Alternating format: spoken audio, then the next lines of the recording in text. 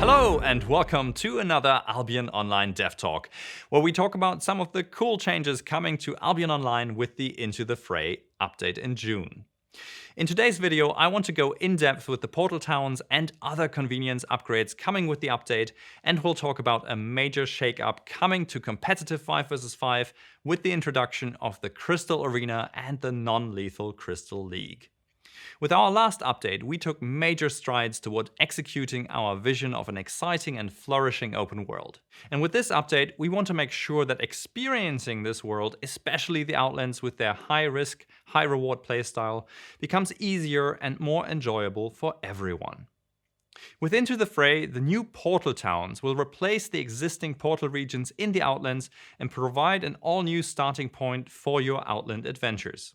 Each Royal City has one corresponding portal town whose bank and marketplace are directly connected to the city, allowing players who primarily play in the Outlands a more convenient access point for all their trading, banking, and other needs. Each portal town features a multitude of exits into the Outlands, and to protect you on your journey, we've reworked the invisibility shrines to be more prominent and provide a longer lasting effect, allowing you to travel deeper into the Outlands before revealing your presence. Of course, despite a safer way into the Outlands, dying to another player is an eventual reality in Albion Online, and understanding and accepting this is an important step to enjoying the game. To help introduce new players to this concept, we've added on-death tutorials, survival tips, and most importantly, we save the last equipment you wore before you died into a lost equipment loadout, which you can use to quickly rebuy your lost gear at the marketplace.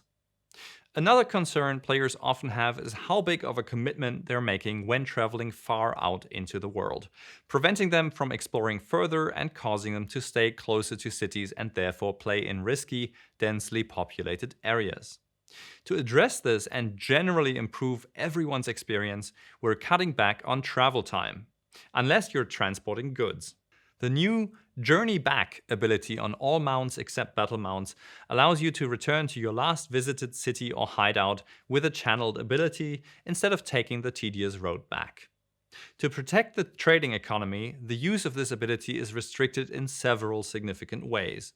Firstly, using the Journey Back ability always incurs a cost of silver dependent on the value of carried items and equipment, as well as the distance to your return point.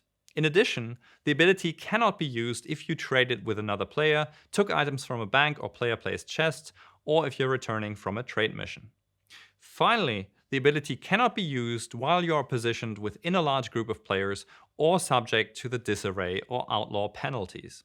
With these three changes, we're hoping to see significantly increased Outlands activity in the Into the Fray update. There are many more convenience improvements in the update, including training dummies being added to player islands from level 1 and guild islands from level 3, allowing you to practice your abilities and combos. Other significant UI improvements are tooltips for region exits, a muted players UI to manage your ignored players, searching and filtering in crafting UIs, and a more customizable party UI. In the second half of this Dev Talk, however, I want to focus on the Crystal Arena and the non-lethal Crystal League. Competitive 5 vs 5 battles are a core feature of Albion Online, but with full loot rules and a highly competitive scene, new players have found it hard to get into. With Into the Fray, we're introducing the Crystal Arena, an additional arena mode allowing you to sign up solo or as a group and get auto-matched with an opponent team at your skill level. Winning matches will earn you rank points, allowing you to gain arena ranks. Rewards per match are based on your rank, and you can earn additional rank up rewards once per season. Speaking of rewards, we're introducing a new gladiator-themed wardrobe set, which can only be earned by participating in the arena, and we've bolstered the general rewards for arena play so that they're more competitive with other non-lethal activities in the game. Offering this competitive Crystal Arena mode hopefully motivates many more players to learn how to play Crystal League matches, and those players can then put their new skills to use in the newly introduced non-lethal Crystal League, which will be running in parallel with the existing lethal Crystal League.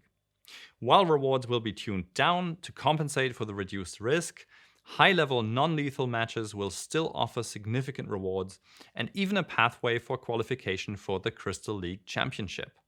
On top of that, players in both leagues can now earn the exclusive Crystal Gladiator wardrobe set, which is only available as a drop reward in Crystal League chests and cannot be traded.